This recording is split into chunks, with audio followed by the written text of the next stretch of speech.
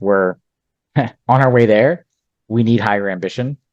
There can be some pushback or hesitation to take Mhm. action. Whether we're screwed or not, we have to try. Do you feel that your day-to-day work is having a positive impact? I hope so. I think I'm optimistic about the fact that people are pushing and they are trying to mitigate the effects of climate change. In today's video, I have the chance and privilege to sit down with Mitch Voss, a good friend of mine, an environmental expert, and a leader in services organization. Let's watch. Hi, Mitch. Welcome to the Diary of a PM. Thank you for joining today. How are you doing? Doing really well. Doing really well. How about yourself, Pierre? Oh, nice. I'm great. I'm so glad to have you here. So you have a lot of experience delivering projects with the services organization as a consultant, as a solution architect, project manager, but also leading services teams. So as a manager, director, and VP, you've done it all, right? Yeah, I guess you could say that. Over the last 10 years or so, it's been, had a chance to sit in quite a few different roles. Right. So there are really two main aspects of your career that really interest me: your leadership experience and the domain knowledge that you have about the environment. So I'd like to start with the latter, actually. So why and how did you become an expert in the environmental field? Yeah, great question.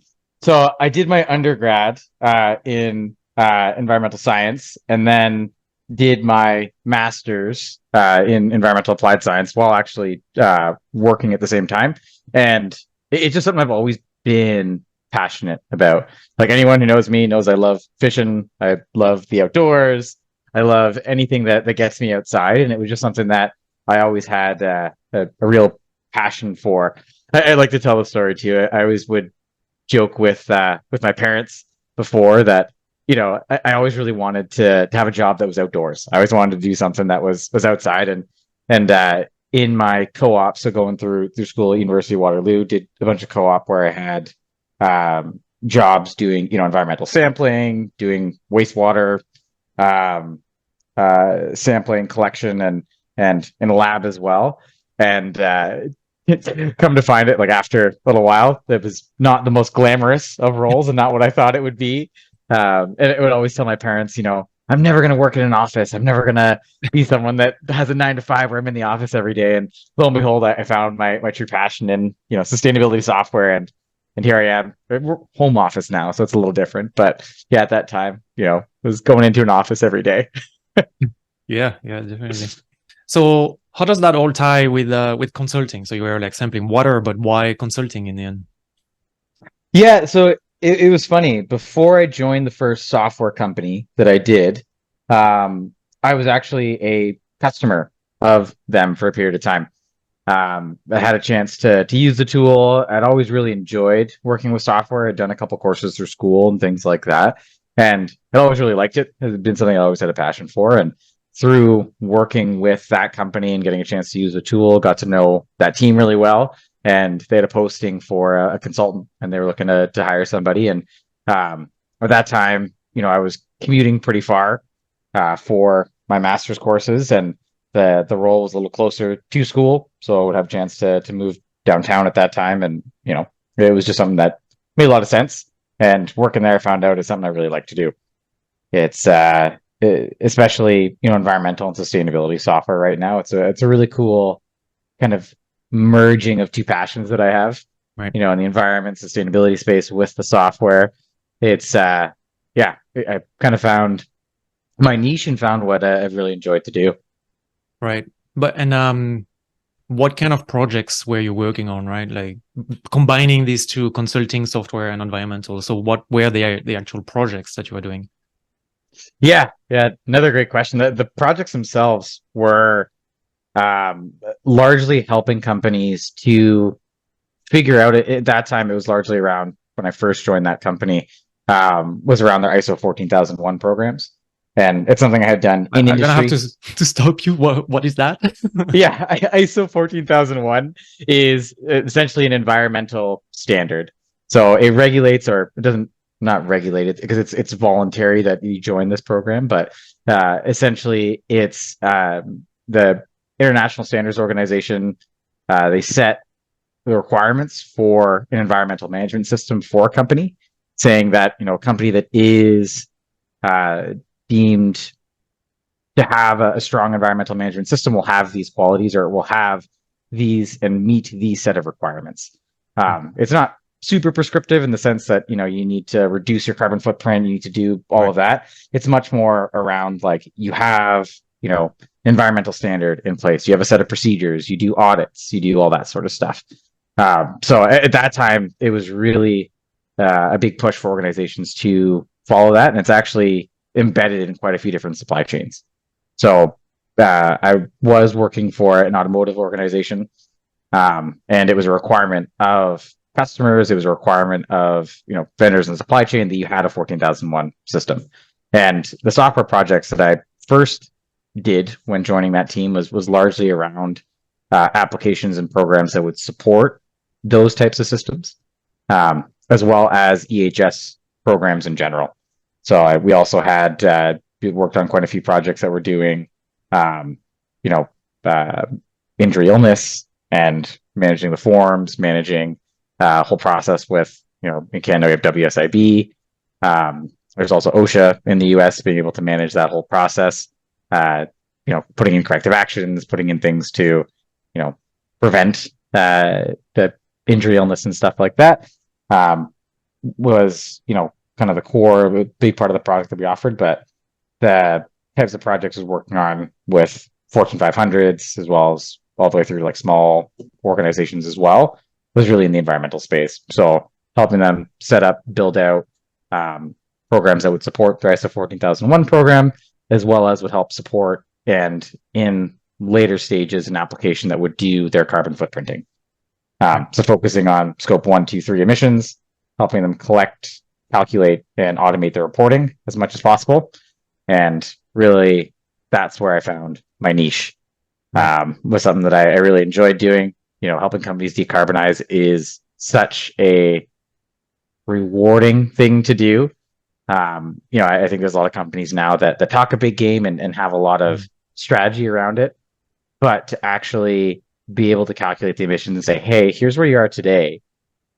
If you want to kind of put your money where your mouth is, if you want to truly decarbonize as an organization and be able to prove it, here's the level of ambition you need. And here's the data, here's all the facts, here's everything behind it, so that it's not just, here's, we want to do good and we want to start to decarbonize and reduce our emissions. Here's how you can actually prove what you're doing. Right.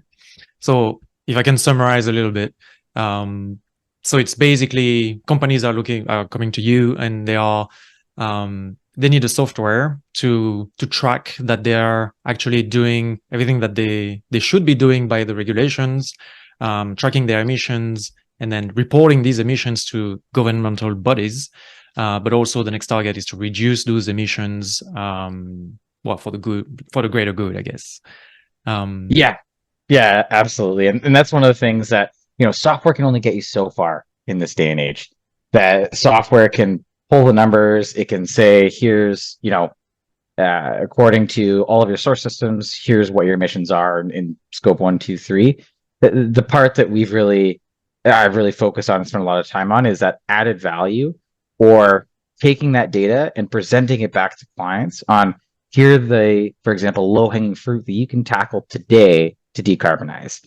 Right. And then also building out that long-term strategy to say, hey, in 10 years, in 20 years, here are the things that need to happen in your organization for you to truly hit, net zero, or for you to truly have a positive impact on the climate. And a lot of times that ambition or that kind of requirement to have a positive impact is, we're helping to drive that within the organization by saying, hey, here's the data that shows where you are today. Here's the data that says, and oftentimes there can be, it's not as common anymore, but there can be some pushback or hesitation to take action, because a lot of times they're like, well, I'd like to do more to lower my footprint. I'd like to do more, but the real push towards it is what we're doing now is through consulting, and is working with clients to say, hey, with a bit of capital, with a bit of investment, here's what you can do to truly, again, have that positive impact on the climate.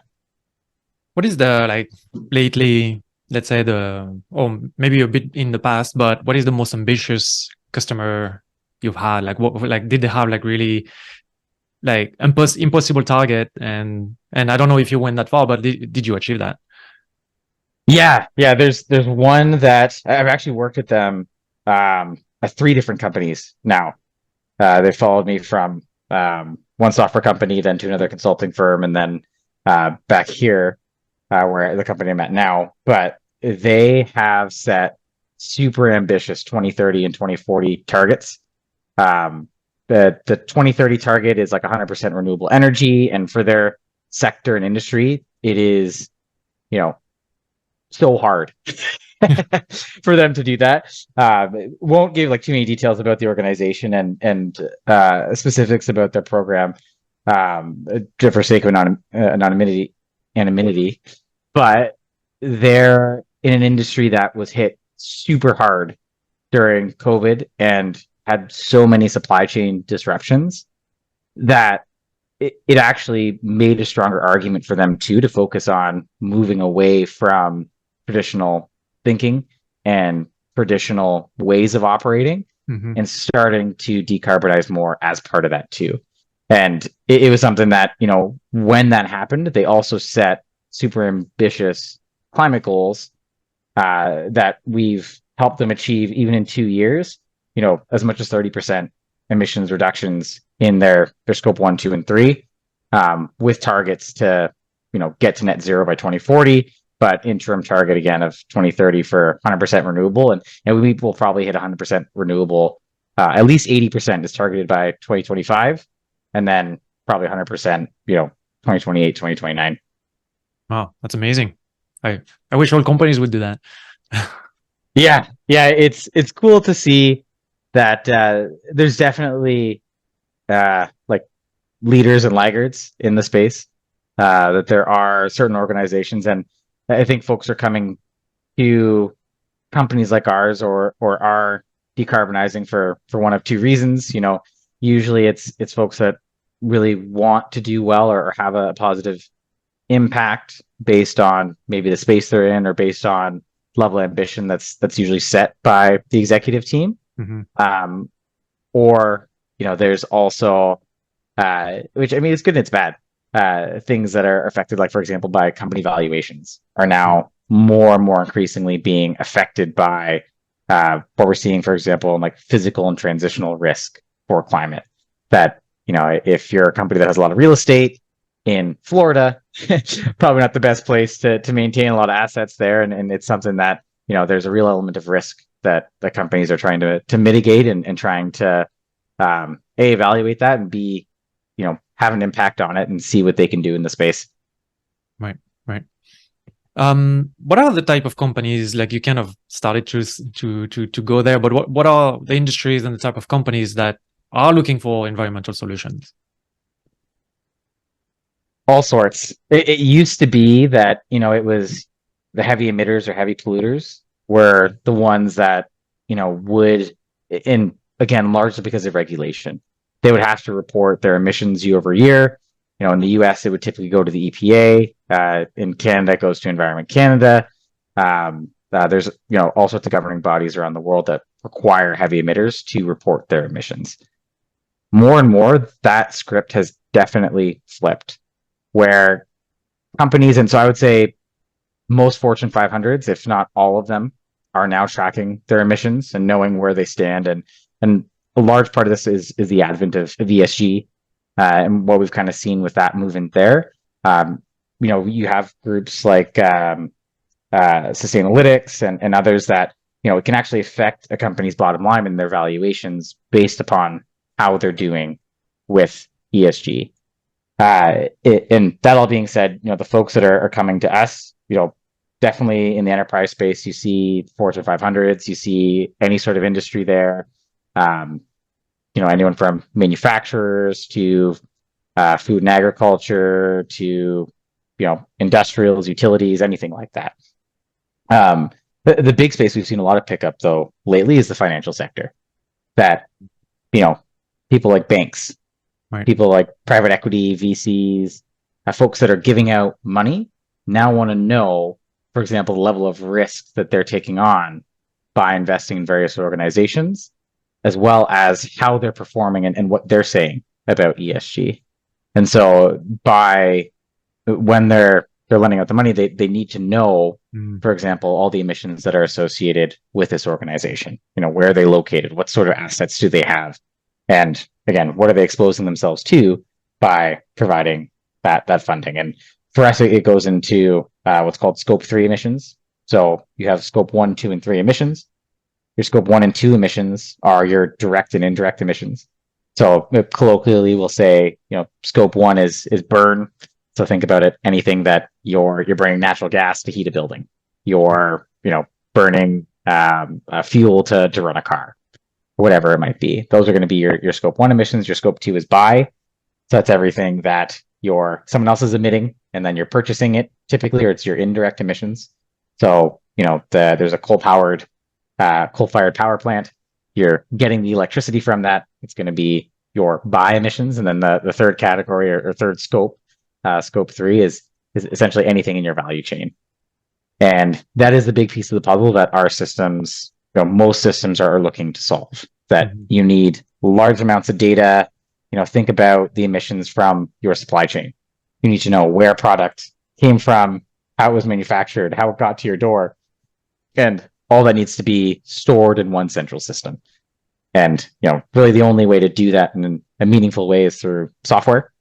And it's something that we've seen a huge increase in demand for in the past couple of years. And in that, again, the financial sector is really focused on that, what's called category 15 in scope 3, which is your financed emissions. Right. So you need to know where and essentially the emissions that are coming from and how much of that is being funded by what you're providing and what you're allocating to these organizations. Yeah, well, thank you for explaining all of that. So you mentioned ESG a few times, and by the way, it sounds like most organizations should have an ESG system nowadays. But in ESG, and I'd like you to spell it out for me. But in ESG, the S, there's the E for environmental, but the S stands for something else. So can you tell us more about what that is and what you do for in that space as well, right? Yeah. So environmental social governance is ESG, and it's I tend to shy away from the term a little bit more now because in certain places, especially in unfortunately in the US, it's become a bit of a charged term, and there's there are political undertones associated with the phrase. So try and use sustainability more, and I know I just said ESG probably like 10 times over the last little while, but more and more try and focus on sustainability because I think it has, less political affiliation and there's less, charge to that term. But the S&G is definitely a huge, driver in the space as well. So things in the S space, it's things like charitable giving. It's things like what you're doing to support local communities, what you're doing to support like fair trade and things like that. G is governance, where you're looking at things like, for example, diversity within your organization. You're looking at things like diversity of the board, for example, diversity of key leadership and decision makers. And they're in that movement as well. There's DEI, diversity, equity, and inclusion. That's becoming much more prominent. And same thing, all that needs to be supported by data.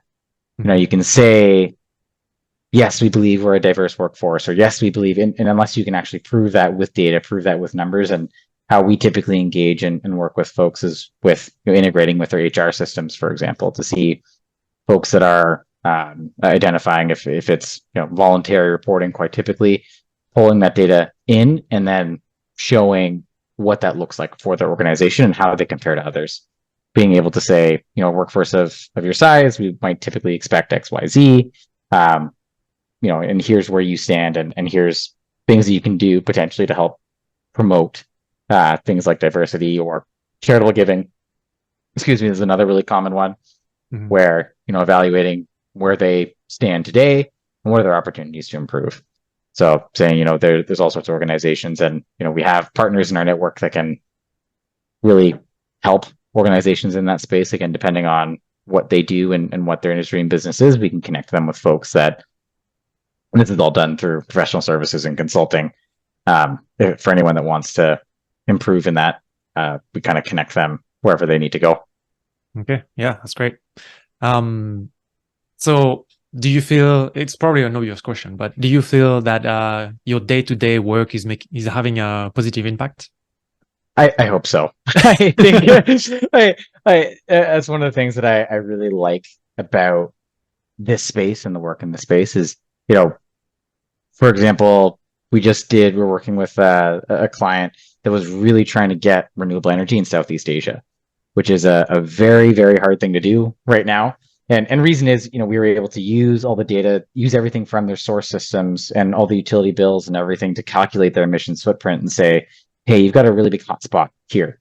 And you can pull it up on a map. You can say, these 10 facilities, if you look at how big they are in terms of pieces of the pie, it's way bigger than anywhere else. Like if you truly want to have a positive impact, if you truly want to decarbonize, this is where you should focus. And built a strategy around it. We actually went out and we're working with various, what's called like a virtual power purchase agreement or VPPA. They're named something a bit different in Southeast Asia, but essentially it's someone that's looking to set up a renewable project that they can then hand off, or say the renewable energy that's generated from this can be attributed to, or this company can take credit for it.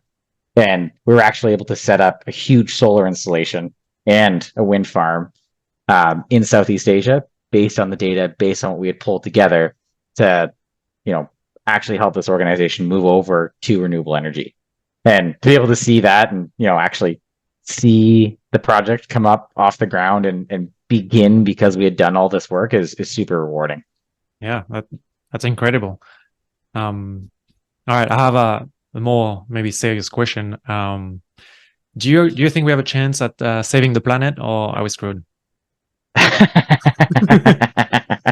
I, whether we're screwed or not, we have to try. That's right. That's right. That's the way I look at it.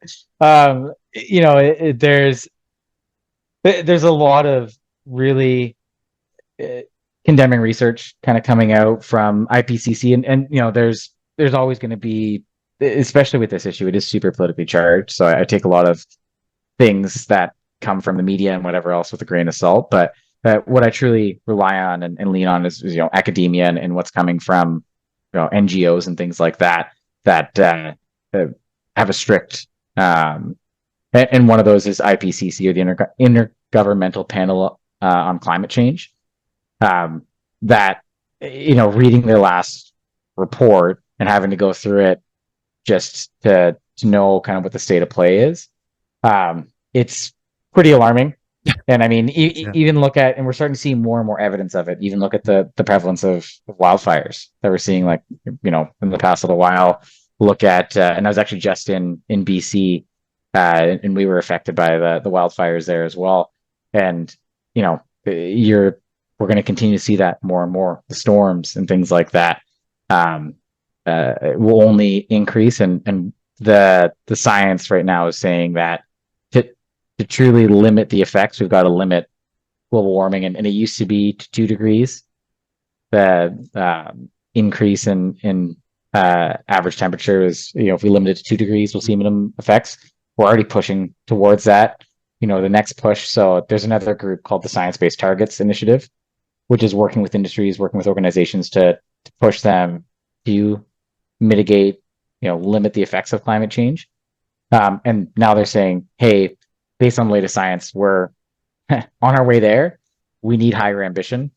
We're only going to start accepting approved targets for anyone that's now going for the 1.5 degree pathway, or is limiting global warming or climate change to 1.5 degrees. And by pushing that and by moving towards that, there is a lot of ambition from companies that the companies want to do well, and we're all on this planet together. There's, there needs to be more action taken. But I'm optimistic about the fact that people are pushing and they are trying to mitigate the effects of climate change. Yeah. And if for anybody watching this video and is getting interested, like where would you advise them if they wanted to start helping? How can they start helping? And maybe in their individual life, I think there are already some things we can advise them. But if they want to follow your path and start a career in that field, what would they do? Yeah, so if you want to start a career in the field, I would say there's a ton of opportunity in the space right now. It's crazy to see the amount of jobs, and it's fantastic, the level of ambition within companies, and them spinning up teams to start to tackle some of these real challenging issues. I, personally, I would say if you're interested in the space, first thing I would do is calculate your own carbon footprint. There's a lot of tools out there. There's one even from a company called Sustain.life that is pretty cool. It lets you look at, your own, what you do in your own life, and evaluate your specific carbon footprint, and then figure out ways that you can, in your own life, start to decarbonize. Again, there's lots of really cool technologies and opportunities out there. My wife and I are trying really hard to get a tackle of our own footprint, and as much as we can bring it down. So, things like eating more locally, or being able to lower your transportation emissions, knowing where your stuff is being sourced from, everything that you're purchasing, and things like that. So, again, personally, start to tackle your own carbon footprint and figure out opportunities you have. There are also green tariffs too. The other thing I'll mention is, so some local utilities, especially where we are in Ontario, you can pay a bit of a premium for your electricity, but it's 100% renewable. And you can basically say, hey, I'm supporting these renewable projects. I'm supporting what's being done for renewable electricity. If you're looking to get into the space, I would say there's a bunch of really great courses online that you can take. And I would say getting an understanding or knowing the ins and outs of how to calculate scope 1, 2, and 3 emissions is the biggest need in the space right now, especially in scope 3. That organizations, and there's a lot of ambiguity in how the calculations are done and things like that. There's no affiliation with either of the groups or anything that I've mentioned today, but there's online courses from a group called GHG Institute that we actually put all our consultants through to learn how to calculate scope 1, 2, and 3 emissions. And it's pretty, I would say it's really great because it has examples, it has, real world scenarios, and walks people through how to do the calculations beginning to end. I would say it's a great place to get started. It'll let you know too, like what it's like to be a consultant in the space. And I think that's also super important. Yeah. Is knowing what the actual work looks like and what the day-to-day looks like. Because, it's called accounting for a reason. A lot of the job and a lot of the role too in this space at the end of the day comes down to, pulling invoices, finding the correct data, doing the calculations, and being able to prove here's why the state of play is what it is. And then, guiding organizations obviously on what their opportunities are to bring those numbers down. Right. I'm taking note. I think after this conversation today, I'm going to switch my utility provider. Yeah. All right. So you mentioned consulting. That's great. It's a great segue to the second topic I want to discuss, which is more around consulting and the services organizations. So let's go back to the time where you and I were actually working together. You were a solution architect in the company we worked for, and you made a transition to leadership. So can you tell me a little bit how that happened? Like, there must have been an opportunity. Like, what happened? Yeah, sure thing. So at that time, there was an application that was an environmental application that, I think, was right place, right time. It was right as kind of that sustainability movement and ESG movement was picking up a bit of pace. And companies were really trying to zone in or zoom in on their scope 1, 2, 3 emissions. As part of that, we had built an application, actually started with an engagement with a client that had the need.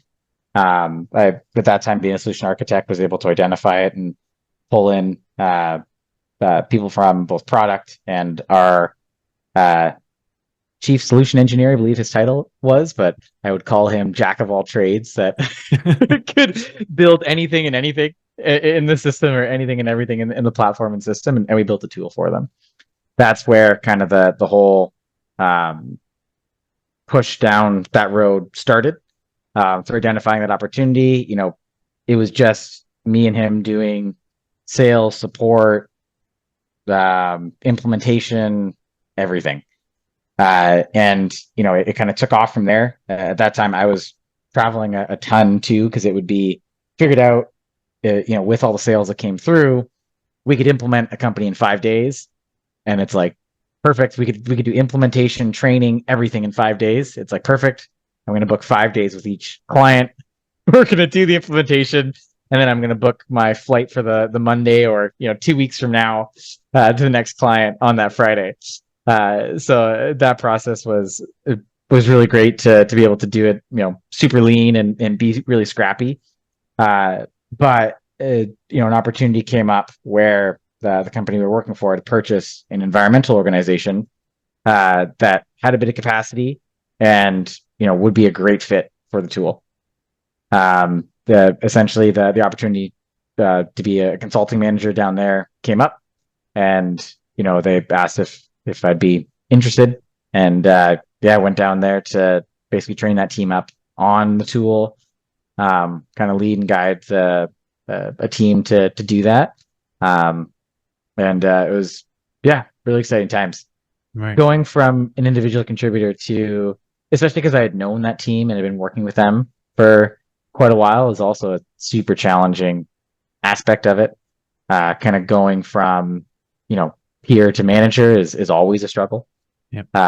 There's no easy way, or that's never going to be an easy transition.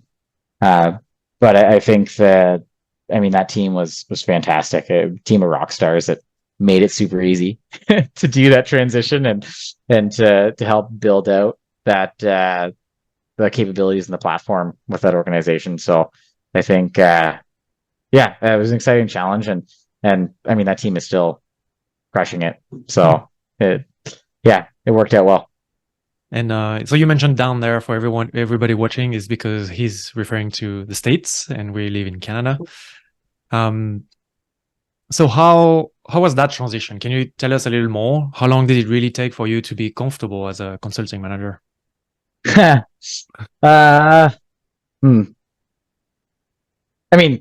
would say you never get comfortable as a consulting manager. If you're comfortable, you're not doing enough. Doing something wrong. You're not pushing the envelope, or you're not doing enough. The transition for me, I think, to get a solid understanding of what it is to be a leader versus an individual contributor, because there's a couple books that I've read, and I forget the name of the title of the book, but basically the premise of it is basically like, what made you successful there will not make you successful here. Yeah. And essentially, that's one of the things that like really resonated for me or clicked probably after like 6 months to 8 months in the role, where it's like, being an individual contributor, it's totally about your performance. It's totally about, you're kind of the maker of your own destiny, if you will. You get in what you put out, or you get out what you put in. Sorry. and that seeing that, and now knowing that, like, in a leadership role, it is totally how you enable your team. That it is not, you can't do it all. That there's no way that you could implement and deliver on all the projects, even if you wanted to. That your success and failure totally relies on the success of others, and what others are doing to make sure those projects are being run successfully. And it just takes a bit of a different mindset. That brute force won't get you through it. Yeah. If you try and brute force it, like, it just won't work. Like, it can scale to maybe 3 or 4 direct reports, but beyond that, it just won't work. And I think that was one of the biggest lessons I learned right away. Right. Especially with that application, because I was also coming from someone and we were implementing that application across the team. I was someone that had done it for so long, but I knew the ins and outs of it. But I knew how the tool worked. I knew everything that went into it. So when something went wrong, it's like, okay, perfect. I can jump in and fix this. And, again, that works with maybe 3 or 4 direct reports. And only for some time. And only for some time too. Cause I mean, it's, there's at that time we had people implementing projects, kind of all over the world. And, I remember there was one group that was in, I'd say Switzerland or something. And, at that time, I got a message and it was like, this is broken. We can't get this implemented. I don't know what to do.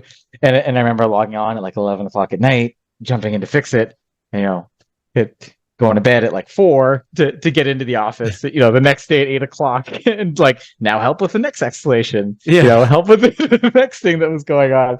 And like, from there I was like, okay, like this isn't working. And so we built out a suite of tools and basically, what would help, basically enable consultants to be able to know how things are put together so they could then go and fix it themselves. Right. The analogy of teach a person to fish, versus giving them a fish, kind of comes to mind. But essentially that was kind of another light bulb moment for me, where it's like, this is a super capable and hardworking team. Like it kind of falls on me that I've been keeping all this knowledge in my head and I've not shared it with the team. Right. So invested the time to basically go through and say, hey, here's how everything's put together. Here's, the back end and even some common troubleshooting and FAQs you can go through, handed that off to the team. And like, it was like, night and day transformation where it's like, oh, perfect. Like I don't need to pull in Mitch all the time. Like, there's a resource for that. I can pull, I can do this. And I think that's, to me, a lot of times what leadership is just finding out where those gaps are for the team, where the team can be best served or best enabled by the processes, tools, and things that you put in place. And I'm so glad I went through that the first time with a product that I knew, because in the next leadership role, it was actually a consulting firm where we were implementing 12 different software products from all sorts of different vendors, and I had no clue sometimes about how those tools were put in place. And we had solution architects and other folks and things like that knew the ins and outs of every tool, and like that was completely different. Right? Like you've got to help troubleshoot, you've got to do escalations, you've got to do all that stuff without knowing anything about the software tool. Is a much more challenging position to be in. And I think the skills and kind of lessons that I learned there applied pretty well. Yeah. Nobody teaches you that, right? Like it's you're a top performer, you're getting promoted to a leadership position. They don't tell you how you're supposed to lead a team, and they don't warn you about what the challenge is and everything. It's up to you to really educate yourself and figure it out on your own and basically make mistakes, right? And that's the tough part. It's the best way to learn. And I think it's the only way that you'll often learn too, is to make the mistakes yourself. Yeah. And, and I would say that's why if you're not, if you're feeling comfortable, it means I think you're not trying new things and not making mistakes. Yeah. Yeah. In general, like how would you rate it? Like how hard is it to be a manager?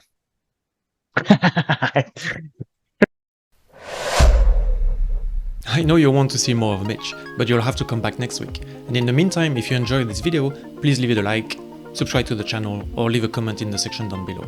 Merci, and au revoir.